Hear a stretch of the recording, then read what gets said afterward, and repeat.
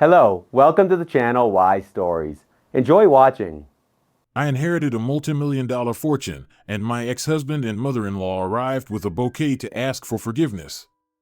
But they froze at the threshold at what they saw. I remember that day so clearly, as if it was yesterday, not 2 years ago. The morning started as usual, the alarm clock ringing at 6:30, the smell of fresh coffee from the kitchen where my mother-in-law was already busy preparing breakfast for her beloved son. Our 4-year life together with Andres had long become a well-oiled machine, where everyone had their role. His mother was the main director of this play, Andres was the obedient actor, and I was the ever-misplaced extra, tolerated only because without me the scene would seem too empty. I met Andres in our last year at university. He was a tall, handsome guy with an open smile and a dream of working for a large construction company. I was finishing my foreign language degree and doing part-time translations in a small agency. Our romance developed quickly. 6 months later we were living together in a rented one-bedroom apartment, and a year after that, we had a modest wedding. It was at the wedding that I first closely met his mother, Senora Elena. Before that, our meetings had been brief, and I didn't pay much attention to her intense stares and restraint. But at the wedding, she hovered around us like a nervous hen, constantly adjusting Andres' tie, whispering something in his ear, and casting evaluating glances at me. At the time, I thought it was just maternal anxiety. How wrong I was. 2 weeks after the wedding, Andres told me that his mother was selling her 2-bedroom apartment and buying a house on the outskirts of the city, with the condition that we also move there. It's beneficial for everyone, dear, he persuaded me. We can save money instead of spending it on rent. Mom is getting older and needs help, and the house is big. There will be enough space for all of us. The space was indeed ample, a 2-story house with 4 bedrooms, a spacious living room, and a well-kept garden. It looked like the perfect place for family life. But I couldn't imagine what living under the same roof with my mother-in-law would mean. The first few months passed relatively peacefully. Senora Elena tried to show herself in the best light, and I did my best to please her to earn her approval. But gradually, her true nature began to show more and more. She controlled literally everything, from Andres' daily routine to the contents of our fridge. "Anna, are you sure my boy will like this dinner? He's never liked eggplant since childhood. Andres is so tired from work, he needs more rest. Maybe you shouldn't bother him with your conversations today? This scarf doesn't suit Andres." I bought him another one, more suitable for his eyes. Every day was filled with such innocent remarks, and each of them felt like a needle prick. At first, Andres sometimes tried to defend me, but Senora Elena would immediately turn into an offended victim. "I just wanted to help. I thought of your well-being. If I'm in the way, I can leave," and so on, with tears in her eyes and a trembling voice. Over time, I noticed that Andres was less and less taking my side in arguments. At first, he just preferred not to get involved, then he started agreeing with his mother on small things, and eventually, he began openly supporting her views and decisions. By the end of our first year living together in the house, I physically felt like I was losing my husband. He seemed to dissolve into his mother, turning into her reflection. Only work saved me from despair. After the wedding, I continued doing translations, gradually expanding my client base. Fortunately, this work didn't require office attendance, and I could work from home. Senora Elena disapproved of my work, believing that a true woman should dedicate all her time to the home and family, but I stubbornly continued translating, finding not only a source of income but also a breath of fresh air in it. Sometimes, when it became too hard, I remembered Aunt Catalina, my mother's cousin who lived in the capital. We saw each other rarely, perhaps once every 2 or 3 years, but each meeting left a warm mark on my soul. Aunt Catalina was the complete opposite of my mother-in-law, independent, with sparkling humor. She lived a vibrant, full life, traveled a lot, and always brought me unusual souvenirs from her trips. I especially remember our last meeting on my mother's birthday, a year before I met Andres. Aunt Catalina took me aside and, looking into my eyes with her wise gray ones, said, "Anna, remember, no one has the right to tell you how to live. Build your life by your own rules, and never, hear me, never let others decide for you." At the time, I just laughed and hugged her. To me, a 22-year-old girl, those words seemed like just another adult lesson. How useful that advice would have been to me now. By the end of our second year living in the house with my mother-in-law, I began noticing the first clear signs of cooling in my relationship with Andres. He was staying later at work, and when he came home, he preferred to spend time on the computer or with his mother, discussing work projects. Our conversations became more and more superficial, and closeness became rarer. When I tried to talk to him about it, he just waved it off irritably. "Anna, stop making up problems. I just have a lot of work." And yes, of course, I talked to Mom. She's a wise woman and gives good advice. You should listen to her sometimes too. During those days, I often remembered our first dates when Andres looked at me with adoration, hung on every word, and said he had never met such an amazing girl. Where did that love-struck guy go? Or was he never really there, and was it just a mama's boy temporarily given the illusion of freedom? One day, while sorting through old things in the attic, I found a box of photos. Among them was a picture taken at that very meeting with Aunt Catalina. We were standing, hugging, laughing at the camera, and looked so happy and free. On the back of the photo, in Aunt's beautiful handwriting, was the inscription, "To my beloved niece, remember that freedom is the most precious thing we have. With love, Catalina." I sat for a long time on the dusty attic floor, looking at this photo and thinking about how far I had drifted from that carefree girl in the picture. At that moment, I didn't know that life was already preparing a harsh but necessary lesson for me. In the third year of our life together, I tried to revive our relationship, organizing romantic dinners when Senora Elena went to her friends, planning weekends together, trying to take an interest in his work. But all my efforts hit a wall of indifference. Andres seemed to not notice my efforts or, worse, took them for granted. Senora Elena, on the other hand, noticed everything. She never criticized me directly, but she knew how to present everything in such a way that I began to doubt my abilities to be a good wife. "Andres is so tired today, and you're torturing him with your questions about work," she would say sweetly, looking at her son. Or, "What an interesting choice for dinner, Anna. Very original. Andres has always preferred more traditional food. But of course, you know better what to feed your husband." Each such remark was like a drop of poison, slowly poisoning the atmosphere in the house. I felt myself gradually losing myself, turning into a shadow afraid to speak out. In the fourth year of our marriage, something happened that opened my eyes completely. I received an order to translate a series of business documents for an international company, a prestigious and well-paid project. It was an opportunity not only to earn a decent sum but also to establish myself in the professional world. When I mentioned this at dinner, hoping Andres would share my joy, he just shrugged. "And what, now you're going to spend even less time on the house?" I was stunned. "Andres, this is an important step in my career, and besides, I always manage to keep up with the housework." "Manage?" interjected Senora Elena. "Sweetheart, don't be offended, but lately the house hasn't looked very tidy. Yesterday I found dust on the shelves, and the kitchen sink was full of dirty dishes. I was working on an urgent translation, and—" "See?" Andres interrupted, "You're admitting you can't handle it. Maybe you should give up this project and focus on the family?" I couldn't believe my ears. The person who once admired my independence and professionalism was now suggesting I give up an important career step to dust the shelves. "I'm not giving up the project," I said firmly. "This is important to me." "And what's important to you, Anna?"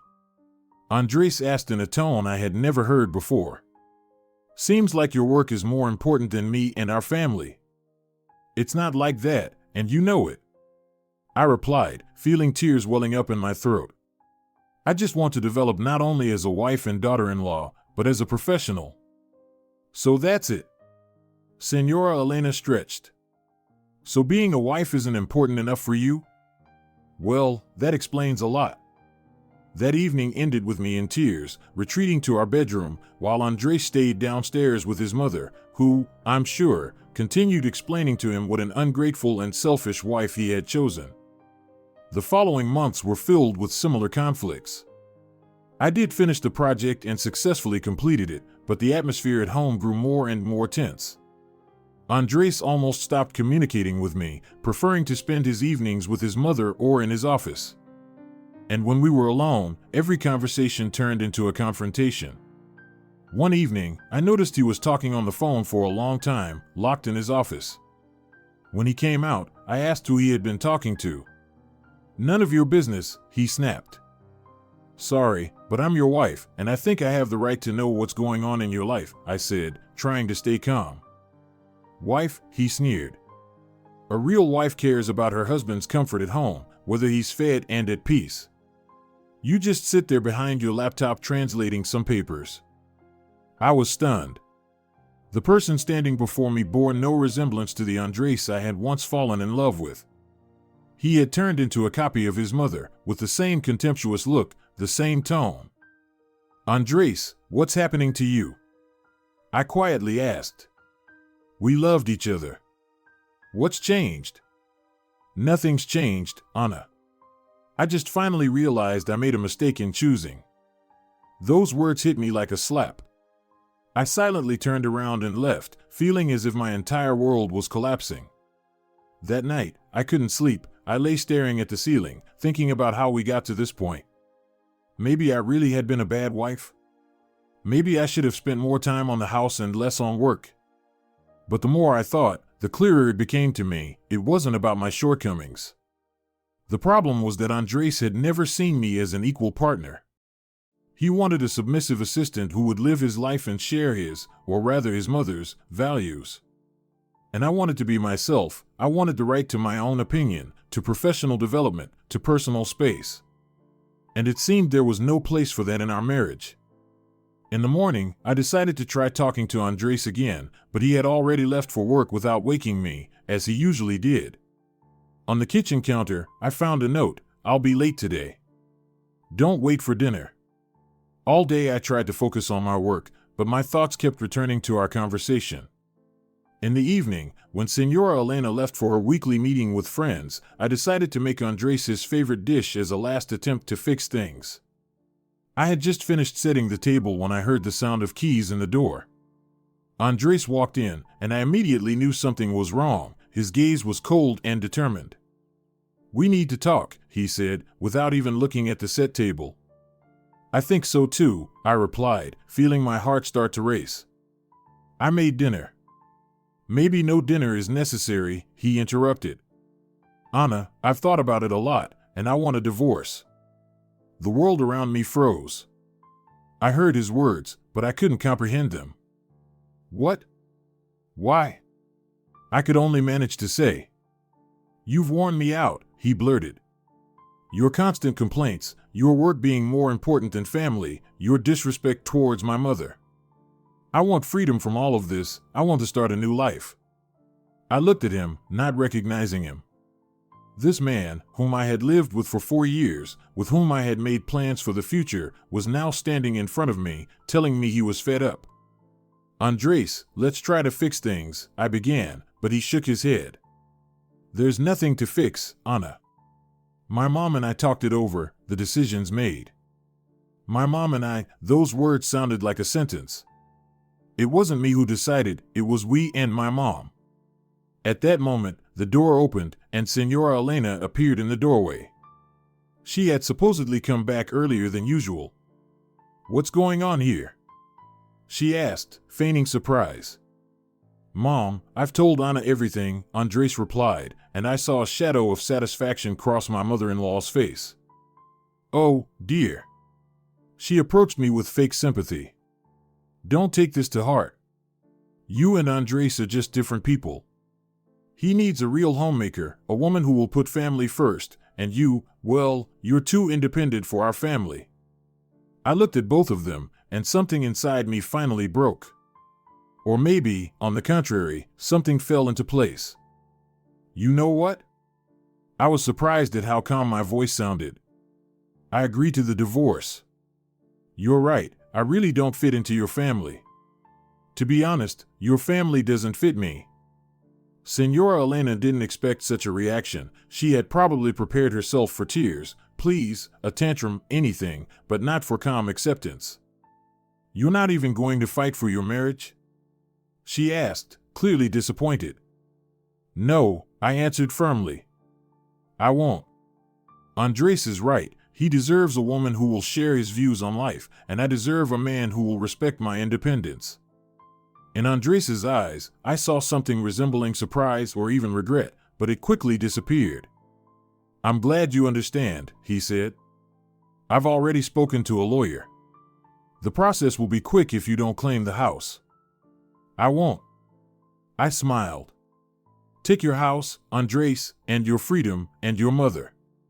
I'll pack my things and leave tomorrow. That night, I cried, burying my face in the pillow. Not because of Andres. I realized that my feelings for him had long since cooled. I cried for the 4 lost years, the shattered hopes, and the humiliation I had endured. But deep inside, I felt relief. It was as if the heavy burden I had carried all these years had finally been lifted from my shoulders. In the morning, when Andres had left for work and Senora Elena demonstratively locked herself in her room, I gathered my things. There weren't many: clothes, my laptop, a few books, a childhood photo album, and that very photo with Aunt Catalina. Everything else seemed as though it didn't belong to me. It was stuff from another life, a life I had decided to leave behind. I called a taxi, and without looking back, I left the house, which had never truly been my home. The unknown lay ahead, but for some reason, I was sure I would manage. The last few months had turned into a real nightmare. The atmosphere in the house grew more tense each day. If before Senora Elena had at least tried to maintain the appearance of propriety, now she openly demonstrated her superiority and her right to single-handedly control her son's fate. Andres was always such a trusting boy, she said as if I wasn't in the room. Too easily influenced. Thank goodness he has a mother who opens his eyes to the true state of affairs. And Andres, who had once defended me, now silently agreed with every word his mother said. Sometimes I would catch something in his eyes that looked like regret or even longing, but these moments were fleeting. Senora Elena quickly brought him back to his usual state of total dependence on her opinion. Son, didn't you forget to take the vitamins I prepared for you? She asked. And wear a scarf, it's windy today. I don't want you to catch a cold. And Andres, a 30-year-old man, the head of departments in a large company, obediently took the vitamins and put on the scarf like a little boy. Sometimes, I tried to get him into a frank conversation, hoping to reach the Andres I once knew. Do you really think I'm a bad wife? I asked when we managed to be alone. Just be honest, without the phrases you hear from your mother. It's not about whether you're bad or good, he replied, avoiding looking me in the eye. We're just different. You're too independent, Mom is right. A real family is when the wife creates a reliable home for her husband, not chasing some career. But you once admired my independence. I reminded him. You said you liked that I wasn't like other girls who only dream about marriage. People change, Anna, Andres shrugged. I grew up and understood what I need in life. With every such conversation, I became more and more aware that my husband had completely turned into a puppet of his mother, and with each passing day, my resolve to divorce only grew stronger. The conflict reached its peak a week before the scheduled divorce date. That evening, Senora Elena and I were left alone at home.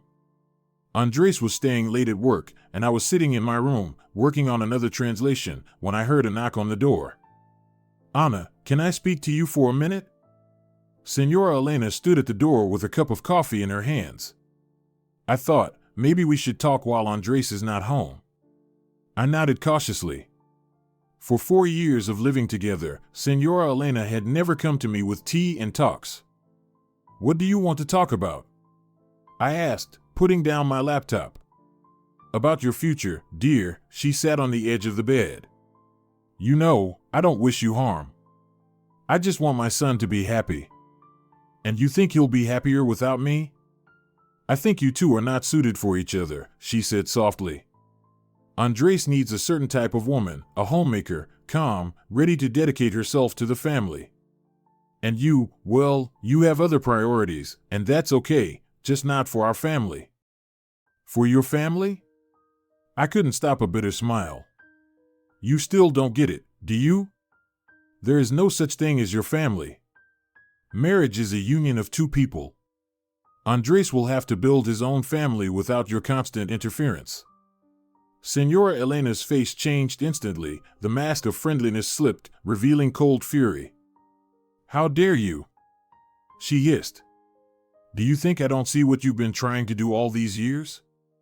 You wanted to take my son from me. You wanted to destroy our bond, our family.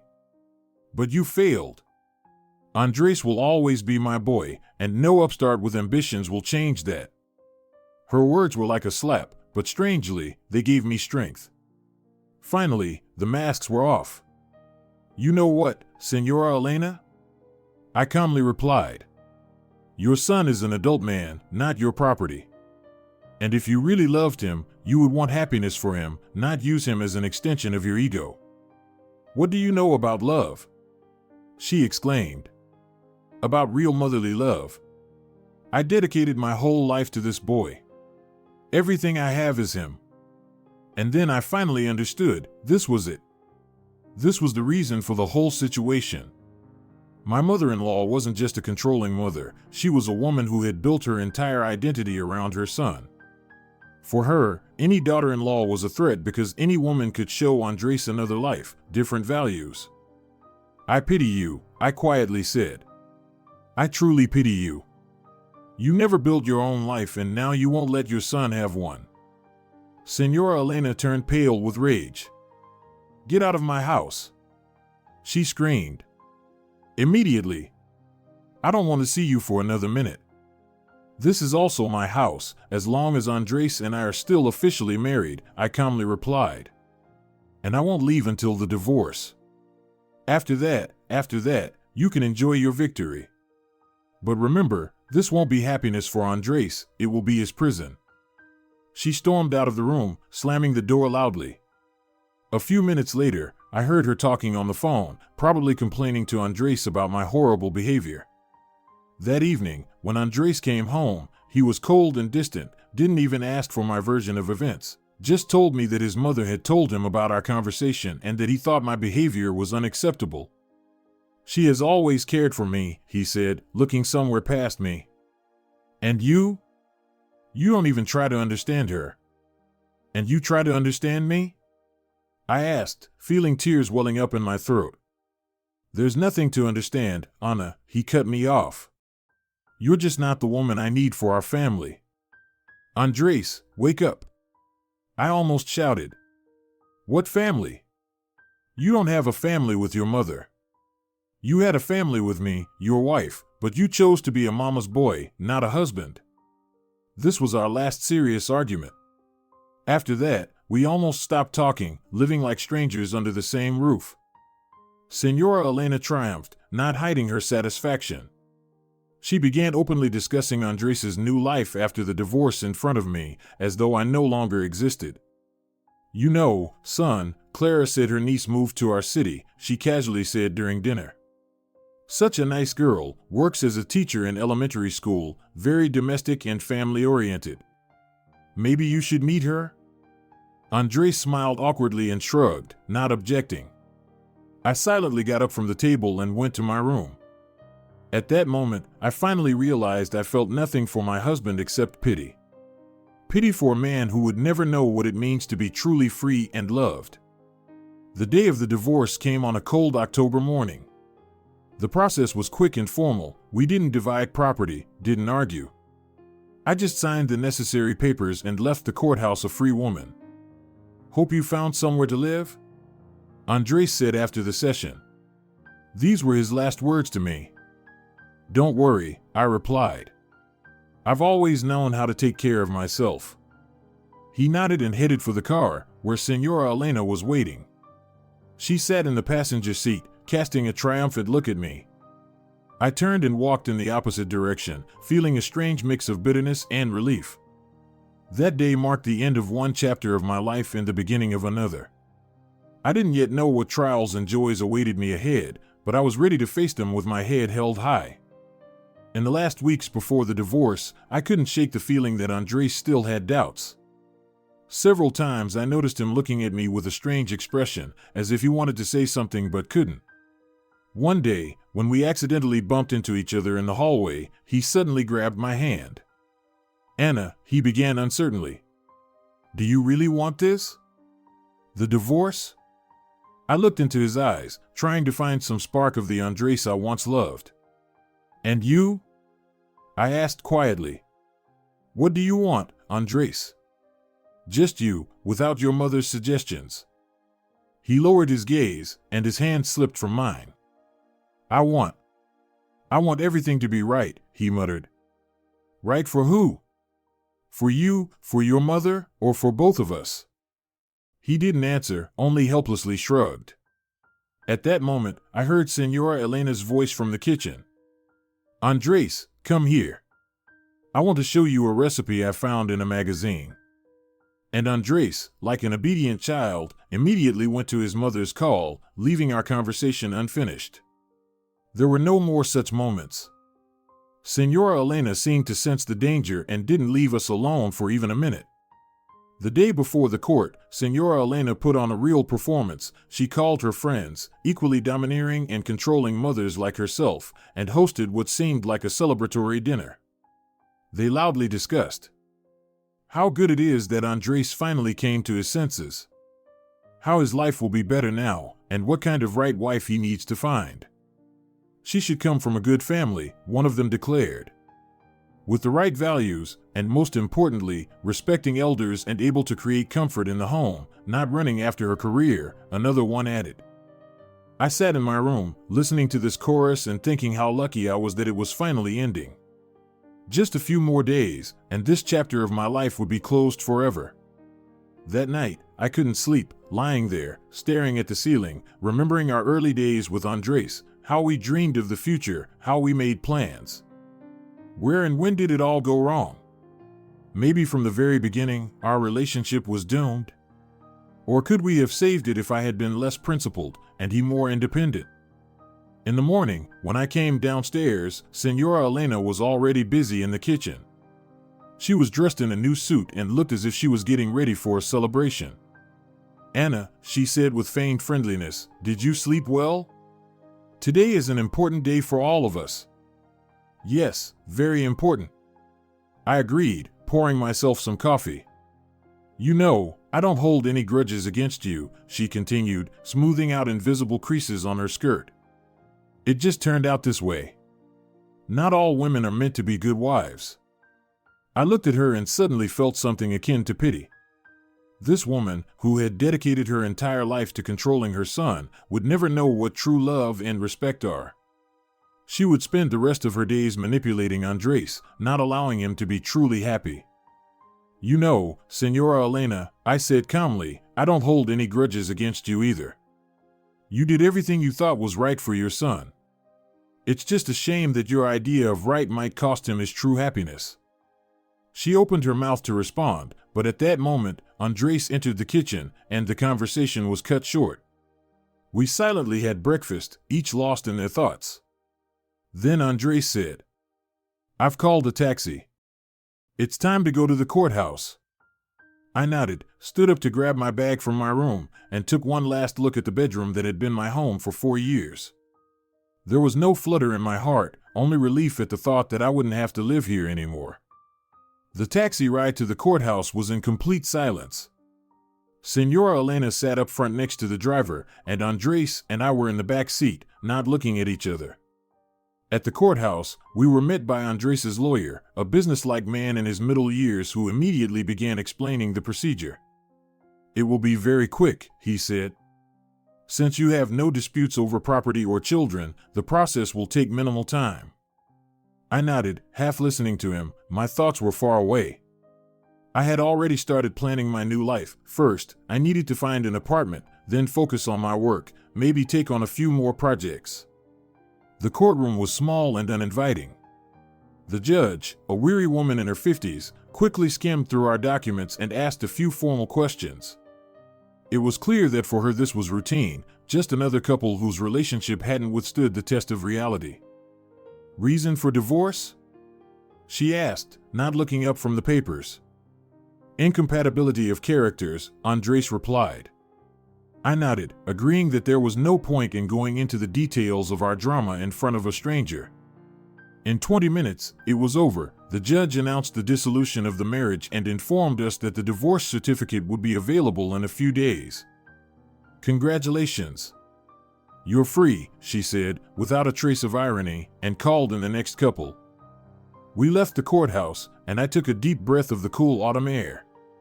Free. Truly free. Senora Elena was the first to break the silence. Well, Anna, I hope you'll be happy in your new life. There was clearly sarcasm in her tone, but it didn't affect me anymore. Thank you, Senora Elena, I replied sincerely. I truly hope so, and I wish the same for Andres. Andres stood there, eyes downcast, as if not knowing what to say. Finally, he spoke the words about hoping I had found somewhere to live. After my response, he quickly headed for the car, where his mother was already waiting. I watched them leave, son and mother, bound by unhealthy ties of dependence. At that moment, I realized that despite all the pain of the past months, I was walking away from this situation as the winner. I had lost a husband, but I had found myself. And Andres. Andres had lost the chance for true love and freedom. With these thoughts, I turned and walked towards my new life. The first days after the divorce were the hardest. I temporarily stayed in a small hotel room while I searched for permanent housing. The money I had saved from my translations would last me a few months. But I knew I needed to find a more stable income as soon as possible. Every morning, I woke up with a heavy feeling in my chest. Despite the rationality of my decision, emotionally, I was shattered. For years of life, though not the happiest, but still my life, were behind me, and now I had to relearn how to live on my own. But at the same time, I felt a strange relief. I no longer had to fit into someone else's expectations, endure criticism, or feel inadequate. I could eat when I wanted, sleep as much as I wanted, and work at my own pace. On the third day after the divorce, I decided to call my longtime friend Marina. We hadn't talked in almost a year. My mother-in-law disapproved of our meetings, considering Marina too modern and independent, and, to my shame, I had succumbed to this pressure and gradually stopped talking to her. Anna? Marina's voice sounded surprised. No way. You disappeared for so long, I started to worry. I felt tears welling up in my throat. We got divorced from Andres. And only now I realize how much I've missed you. There was a brief silence on the phone, and then Marina decisively said, Give me your address. I'll be there in an hour with wine and chocolate. When she arrived, I burst into tears as soon as I opened the door. Marina silently hugged me, and we just stood there for a while I cried out all the stress and pain that had built up over these years. All right, no more crying, she finally said, pulling away and looking at me closely. You look awful, but that's fixable. Now tell me, what has that witch done to you? I laughed through my tears. Marina had always called my mother-in-law a witch, even without knowing her well. It's not just her, I said, wiping my eyes. I let all of this happen. I allowed myself to be pushed into a corner, to forget my desires and dreams. We talked until deep into the night. I told her everything about the gradual destruction of our relationship, about my mother-in-law's control, and how Andres had transformed from a loving husband into a mama's boy. Marina listened without interrupting, occasionally shaking her head or making exasperated noises. You know what's the saddest thing? I said when we were finishing the second bottle of wine. I don't know if the Andres I fell in love with was even real. Maybe he was always so dependent on his mother, and capable of having his own opinion, or maybe she broke him, just like she tried to break me. It doesn't matter anymore, Marina said firmly. The important thing is that you broke free.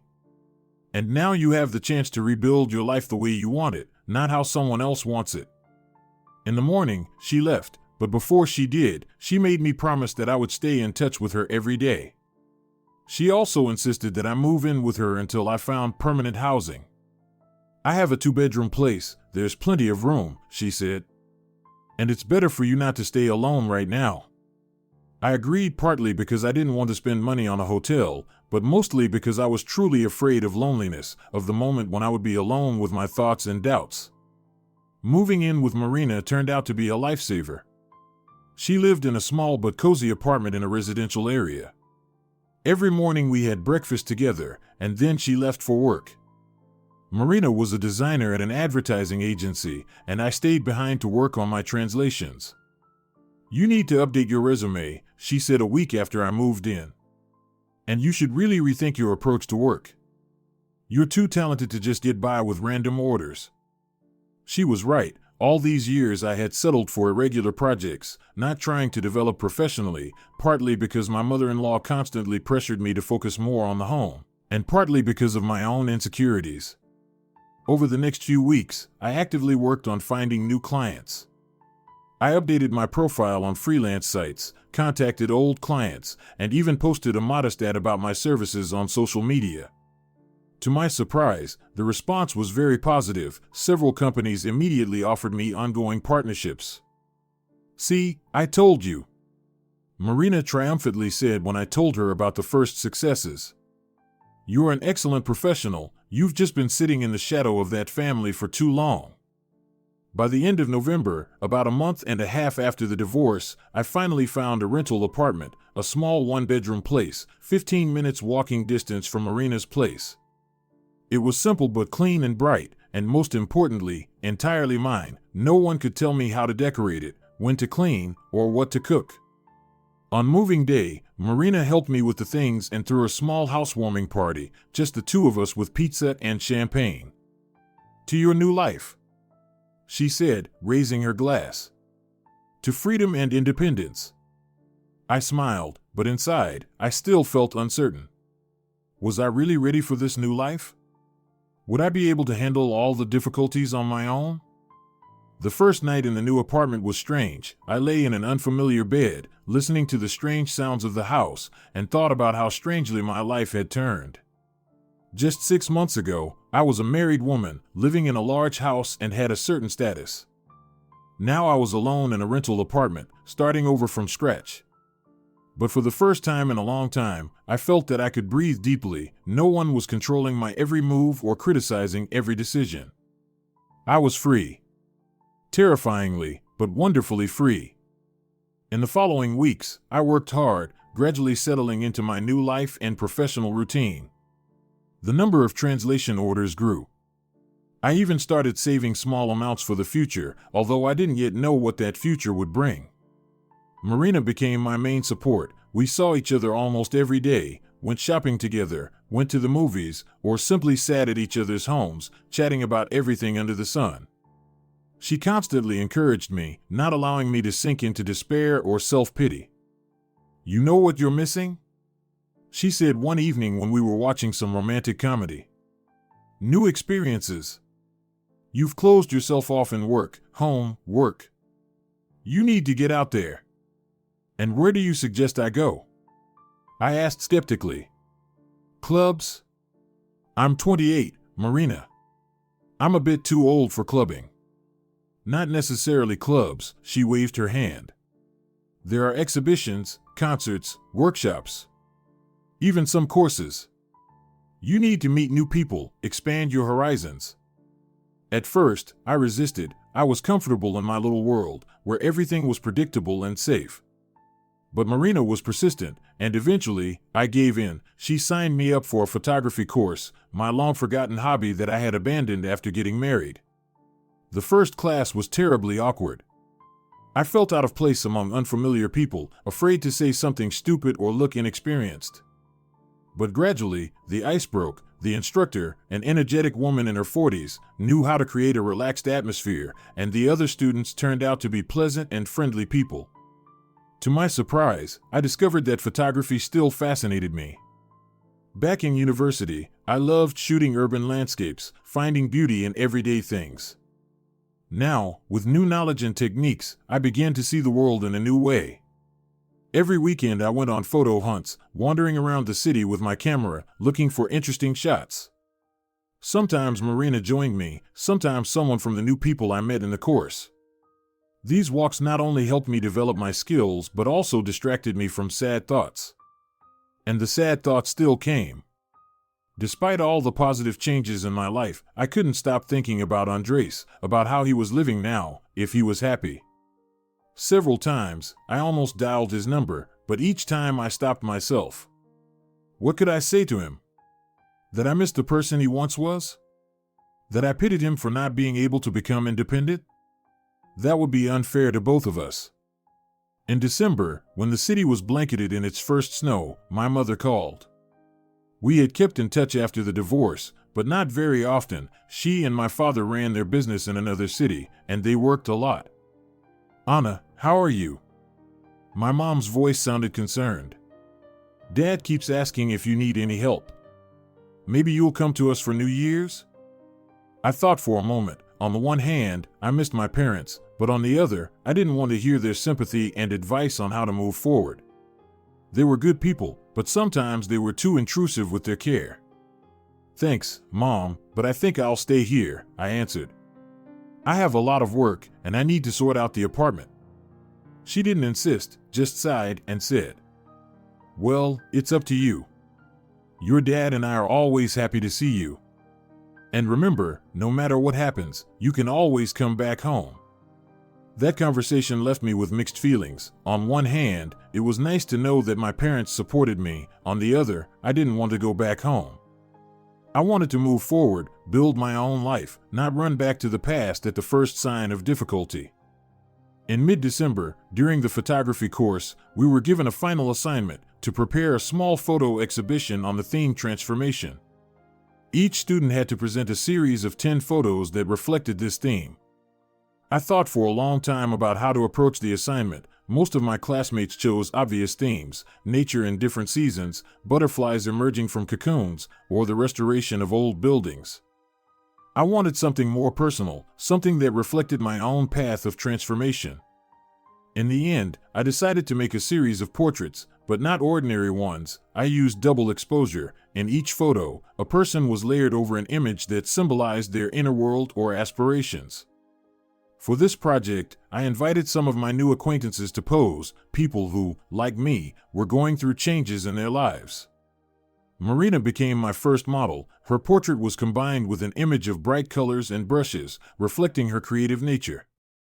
Working on the project completely absorbed me. I shot, experimented with overlays, spent hours on the computer, achieving the desired effect. It was tiring, but incredibly inspiring. For the first time in a long time, I felt true passion for what I was doing. The last photograph in the series was my self-portrait. I struggled for a long time to decide how to combine it, what would symbolize my own transformation. After several failed attempts, I chose an image of a bird flying out of a cage, cliched, but honest, reflecting my state. The day of the exhibition was exciting. Each student had set up their display, and the visitors, mostly friends and family of the students, as well as a few professional photographers, moved from one display to the next, leaving comments and special notebooks. To my surprise, my series generated a lot of interest. People stood in front of my photos for a long time, discussing the technique, asking questions. One of the invited photographers, a gray-haired man with a keen gaze, was especially interested in my work. "You have an interesting perspective," he said, studying my self-portrait intently.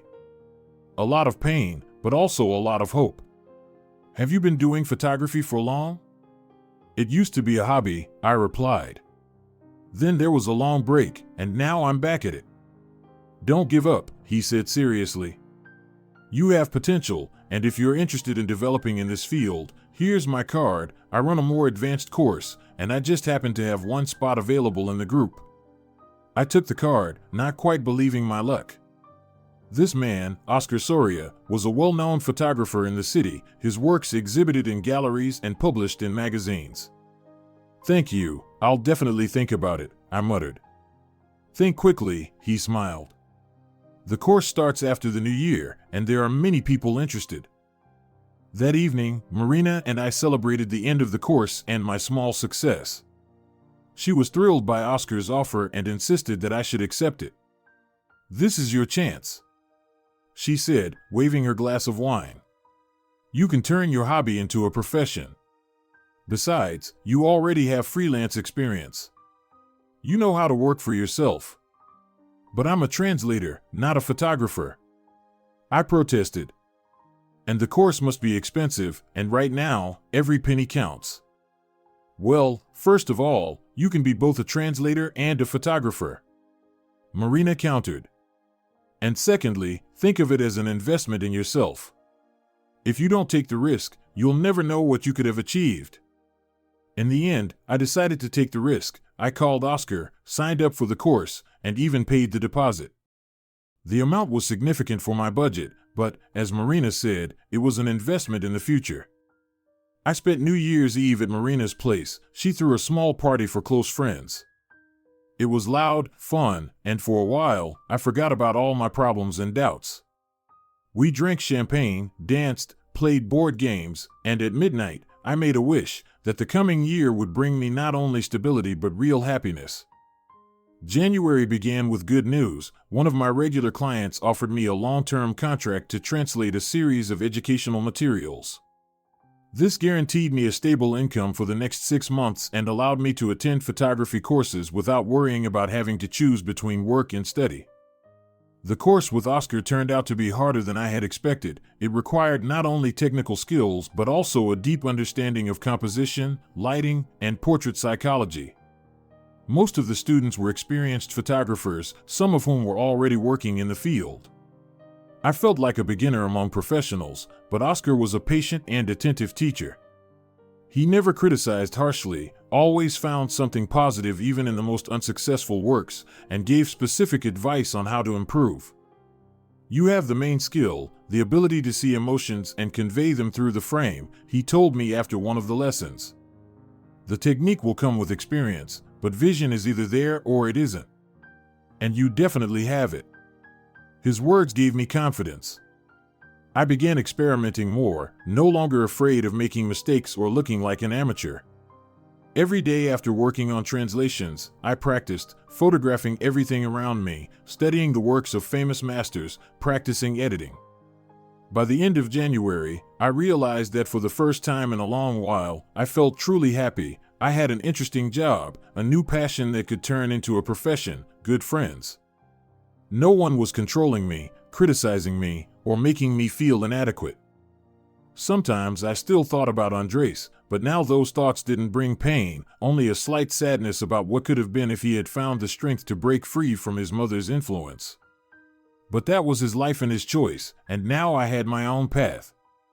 In February, Marina started seeing a new guy and began spending most of her time with him.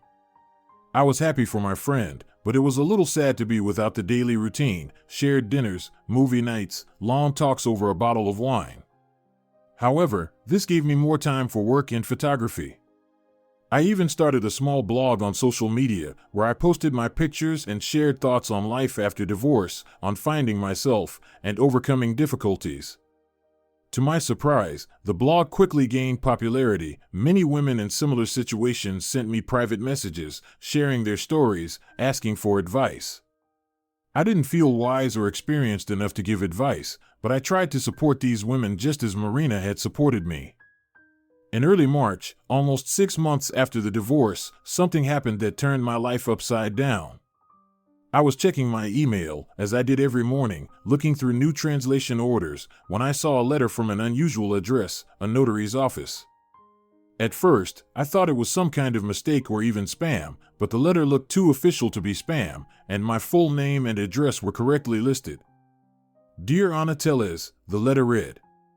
The Notary Office 7 informs you that you are required to come to arrange the inheritance left to you by Catalina Sanchez, who passed away on February 25th of this year. I read those lines several times, not believing my eyes. Catalina had died and left me an inheritance. This seemed unbelievable. We hadn't seen each other in years, we only communicated through holiday cards. Why had she decided to leave something to me? The letter included the notary's phone number, and I immediately called to confirm that this wasn't a mistake. No, Senora Ana, there's no mistake, a dry female voice confirmed. Catalina Sanchez indeed listed you as the sole heir to her property. You need to come with documents proving your identity and your relationship to the deceased. What is included in the inheritance? I asked cautiously. I can only provide that information in person, the voice replied. But I can tell you that it is significant property. After the conversation, I sat for a long time, staring into space. Catalina had died. The thought filled me with deep sadness. She was a vibrant, free-spirited person full of life and energy, and now she was gone. I called my mom to see if she knew about Aunt Catalina's death. It turned out that she did. They had been notified right after the funeral. Why didn't you tell me? I asked with some hurt. Sweetie, you were dealing with so many problems with the divorce, my mom sighed.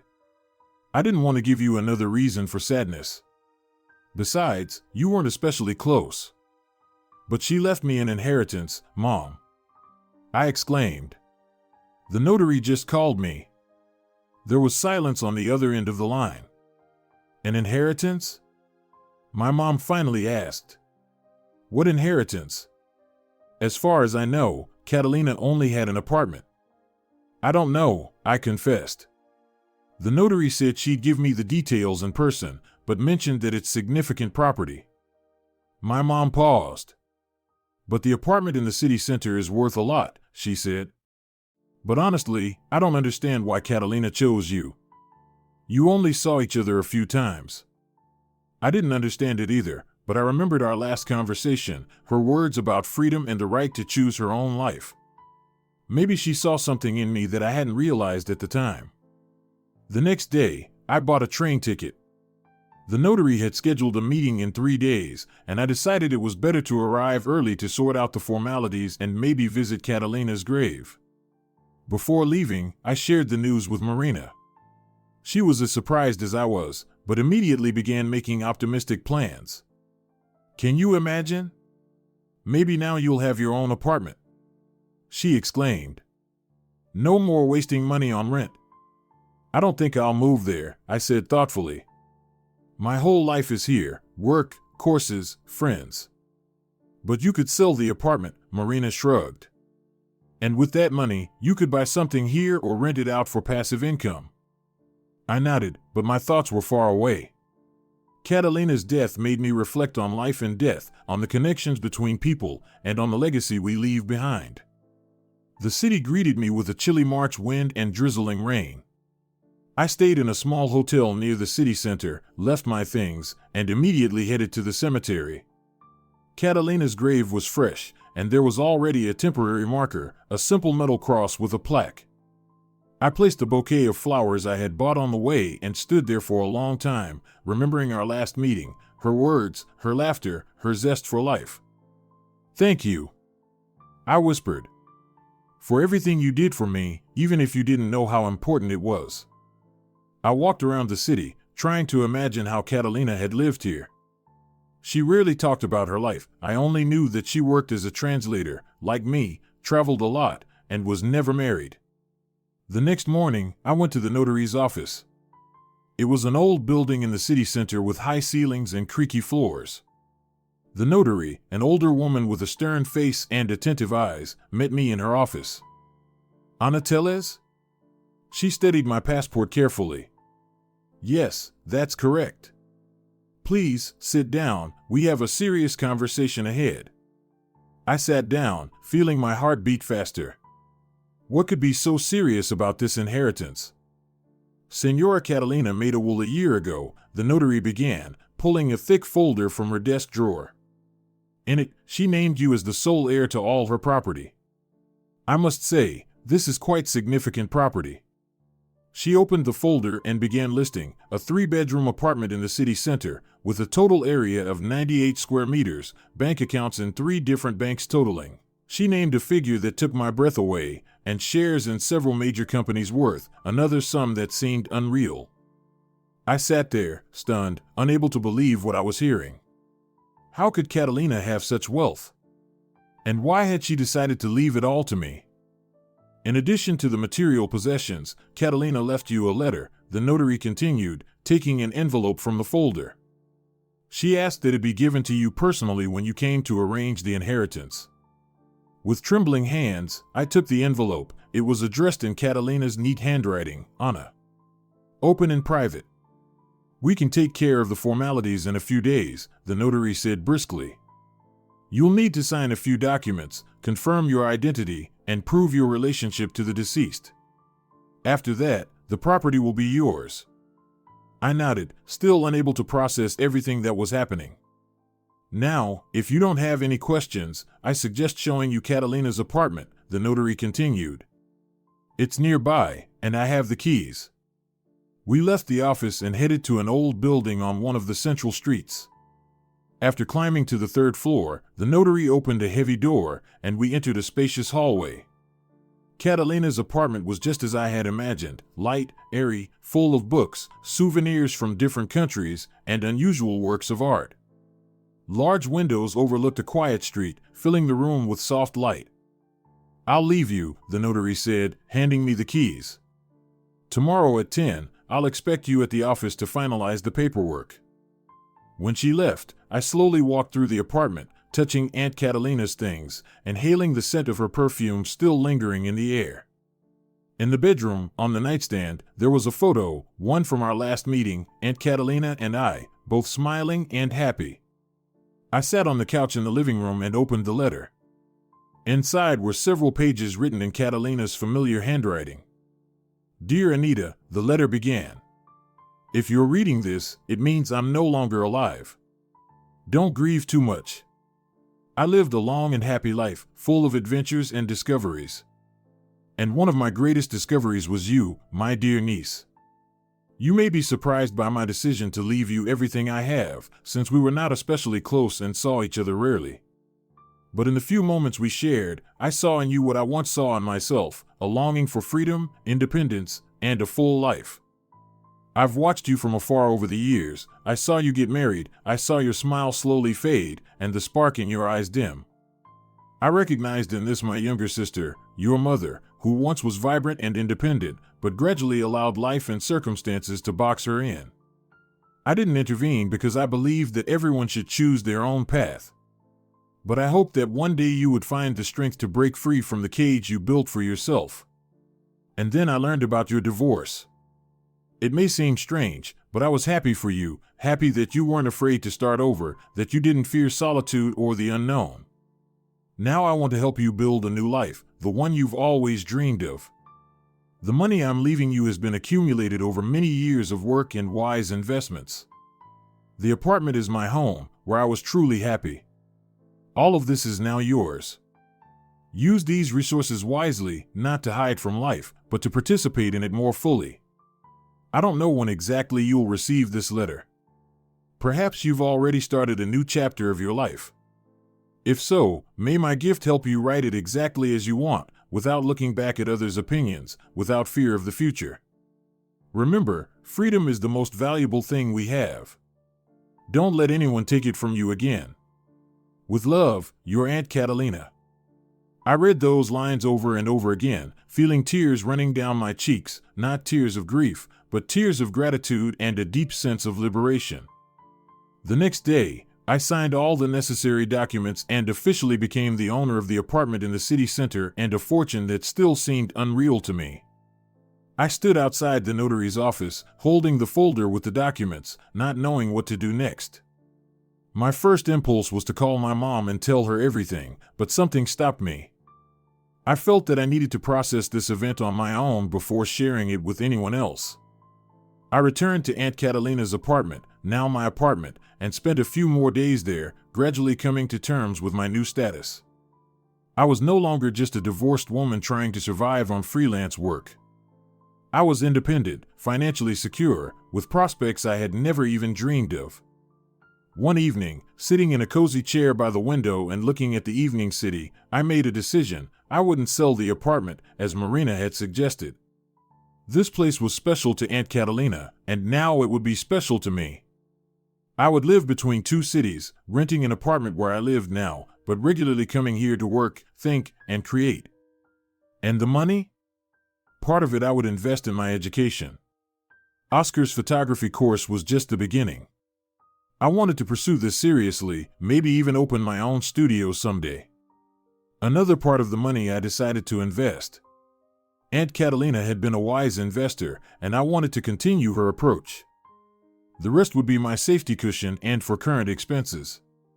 When I returned home, the first thing I did was share the news with Marina. She was shocked, but quickly moved from surprise to joyful excitement. "Anna, this is amazing!" she exclaimed. "You're practically rich now. You can do whatever you want." "Not exactly rich," I smiled, "but yes, now I have opportunities one could only dream of before." "And how do you plan to use these opportunities?" Marina asked. I told her about my plans to live between two cities, invest in education, and possibly open my own photography studio. "You know," she said thoughtfully, "if this had happened right after your divorce, Andres would be kicking himself in envy." I suddenly realized that I hadn't even thought about Andres when I learned about the inheritance. A few months ago, I would have probably felt some vengeful satisfaction at the thought of him finding out about my sudden wealth. But now, I couldn't care less what Andres thought. His fate no longer concerned me, just as mine no longer concerned him. Over the next month, I actively pursued my plans. I found a good financial advisor who helped me develop an investment strategy, signed up for several professional photography courses, including a portrait photography intensive in Madrid. I also decided to move to a better apartment, a spacious two-bedroom in a good area, not too luxurious but comfortable and bright, with a separate office I could use as a mini studio for portraits. Life was beginning to fall into place, and I felt like I was finally going in the right direction. The inheritance from Aunt Catalina wasn't just material wealth, it gave me the freedom to choose, the opportunity to follow my true desires without worrying about tomorrow. Spring was almost over when I finally finished setting up my new apartment in the exclusive Park Avenue residential complex. It was a spacious 3-bedroom apartment on the 14th floor, with panoramic windows and a view of the city park. It was probably too big for one person, but I fell in love with it the moment I saw it, bright, airy, with high ceilings and modern layout. I made the decision to buy it spontaneously when Alejandro showed me a few properties in this neighborhood. He didn't push, it was just a suggestion, knowing my love for spacious and well-lit spaces. And when I walked into this apartment, I immediately felt, this is my home. "Are you sure?" Alejandro asked at the time. "This is a big investment." "Absolutely," I replied without hesitation. "I can afford it, and I want a place that will be entirely mine, where every corner, every detail will reflect me." He smiled understandingly and didn't ask any more questions. That was one of the qualities I appreciated in Alejandro, his ability to respect my decisions, even when they seemed impulsive. The buying process took about a month, and another 2 went into renovation and setup. I created my home with love and attention to detail, picking furniture, textiles, lighting, and paintings. I turned one room into a small home photo studio and another into an office where I could work on translations. On the day everything was ready, I decided to throw a small party and invited Marina with her new boyfriend, a few friends from my photography courses, and of course, Alejandro. We agreed to meet at 7 p.m., and I was preparing for the guests, ordering food from a good restaurant, buying champagne, and decorating the living room with fresh flowers. Alejandro promised to come a bit earlier to help with the last preparations, but unexpectedly called and said he was running late due to an important meeting. "I'll try to free up as soon as I can," he apologized. "Start without me, if needed." I assured him everything was fine and continued preparing. There was about an hour left before the guests arrived when the doorbell rang. I was surprised. It was too early for the invited friends and too late for delivery. I opened the door and froze in astonishment. Standing in the doorway were Andres and Senora Elena. He was holding a huge bouquet of white roses. She nervously fiddled with the strap of her handbag. They both looked unusual. Andres seemed thinner and more worn out, and his mother, usually impeccably dressed and groomed, seemed less polished than usual. "Anna," Andres began with an uncertain smile, "may we come in?" I silently stepped aside, letting them into the hallway. Thoughts raced through my head. What did they want? How did they find my new address? Why were they here now? What a beautiful apartment. Senora Elena said, looking around. Very stylish. Thank you, I replied curtly. What brings you here? Andres shifted uncomfortably, clearly feeling awkward. I wanted to talk to you, he finally blurted out. Sorry for everything that happened. I'm sorry too, dear. Senora Elena unexpectedly added. I was unfair to you. We were both unfair. I looked at them, not believing my ears. What had happened to these people? What had made the proud, controlling mother-in-law come here to apologize?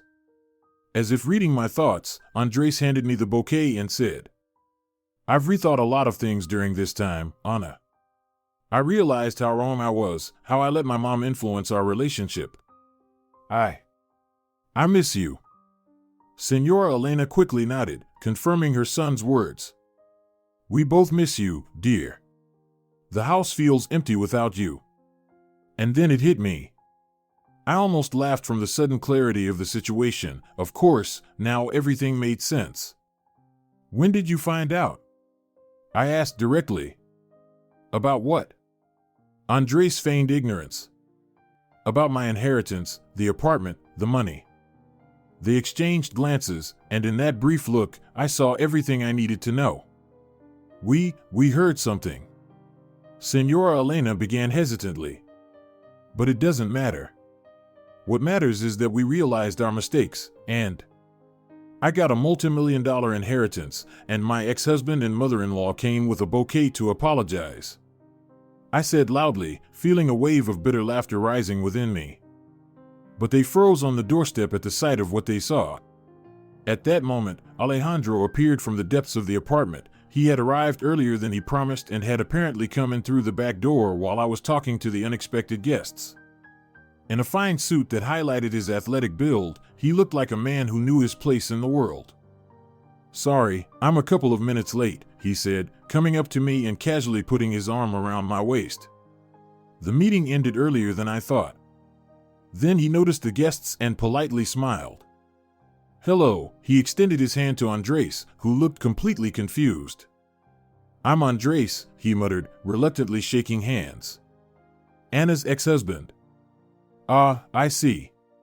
Alejandro wasn't even flustered. Nice to meet you.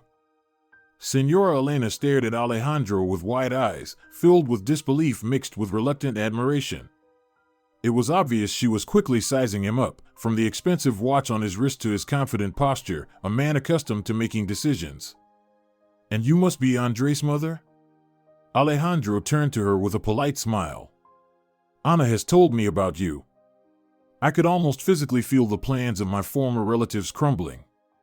Whatever they had hoped to gain from this visit, restarting their relationship, gaining access to my money, or just satisfying their curiosity, it was all impossible now. We didn't know Anna had guests, Senora Elena finally managed to say. We just wanted to talk about. You're not interrupting, Alejandro said easily. We're just about to celebrate the housewarming. Would you like to join us? His voice was devoid of malice or challenge, just sincere politeness. But it was this very politeness that made the situation even more humiliating for Andres and his mother. No, we're leaving, Andres quickly said. We have other plans. What a pity. Alejandro nodded with polite regret. Maybe another time?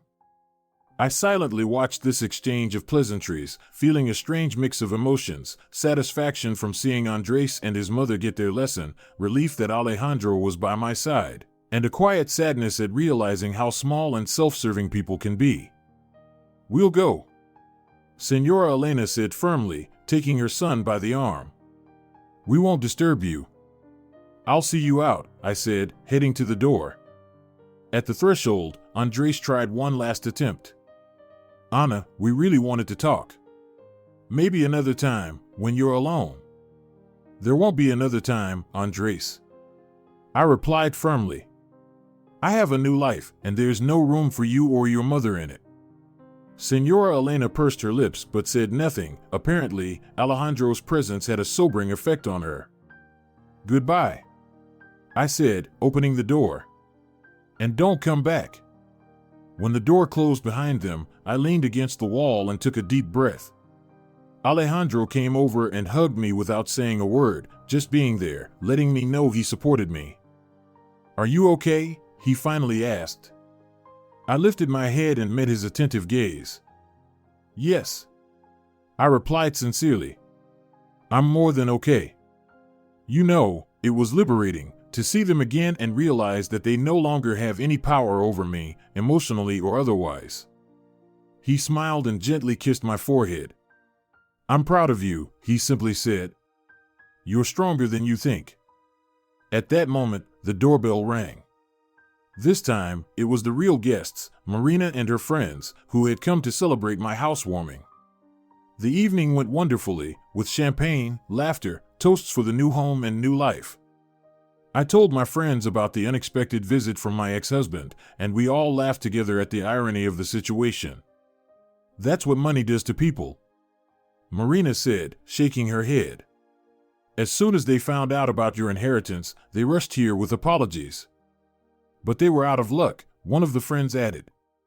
"Our Anna isn't that naive girl anymore, the one who could be led around by the nose." I smiled, feeling warmth from their words of support. They were right, I had indeed changed. I had become stronger, more confident, learned to value myself and not let others define my worth. Late in the evening, when the guests had left, Alejandro and I were alone in my new living room. He sat on the sofa, and I settled next to him, resting my head on his shoulder. "What are you thinking about?" he asked gently, stroking my hair. "About how strange life is," I replied thoughtfully. "A year ago, I was an unhappy, insecure woman, trapped in toxic relationships, and now I have everything I could dream of: my own home, work I love, financial independence." "And me?" Alejandro added with a smile. "And you?" I turned to him. "The most valuable thing in my life." He looked me seriously in the eye. "You know, I've never told you this, but when we first met, I was struck not only by your beauty but by some inner strength that shone through you, despite everything you had been through." "Strength?" I was surprised. I thought I was completely broken after the divorce. "No," Alejandro shook his head. "Broken people don't start over, don't learn a new profession, don't build a new life. You were wounded, yes, but not broken. And it was that strength that drew me to you." I thought about his words. Maybe he was right? Maybe, deep down, that strength had always been within me. It had just been buried under layers of doubts and fears imposed by Andres and his mother. "Thank you," I said quietly, "for seeing in me what I couldn't see in myself." "It wasn't hard," he smiled. "You're an amazing woman, Anna, and I'm happy that you're in my life." At that moment, I realized that I had finally found what I had always been searching for, not just love or a relationship, but a true partnership based on mutual respect and support. Alejandro didn't try to control me or change me, he accepted me for who I was, with all my strengths and weaknesses. And because of this acceptance, I could grow and develop, becoming the best version of myself. And that was true wealth, far more valuable than all the money I had inherited from Catalina. If you're enjoying it as well, leave a like and subscribe to the channel.